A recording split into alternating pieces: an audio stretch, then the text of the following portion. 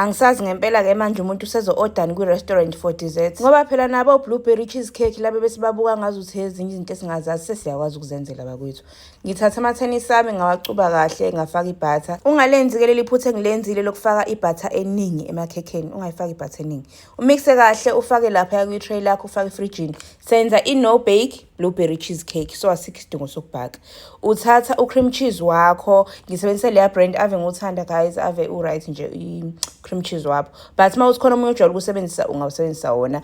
Ngase ngawumixa kahle uyibhawuli eseceleni. Ngathatha u-cream ngawufaka kwenye ibhawuli, ngasebenzisa hand mixer. Ngawumixa lowo cream lo, ngase ngahlanganisa lezo zinto zowu-2. Yo guys ngiyanqena ukuchaza kodwa ngicabanga ukuthi niyangizwa. Mase ngimixile-ke ngaqhubeka futhi ngasebenzisa hand mixer ngakuhlanganisa kahle, ngabuyisela lapha emakhekheni ami, ngafaka efrijini. Kusasefrijini-ke kusalinda ukuthi yabo phela kusethe kahle. Uthatha ipani lakho, ufaka ama-blueberries, ufaka amanzi, ngifaka u-caster sugar-ke mina kodwa abanye bajwayele ukufaka ushukela, akunankinga.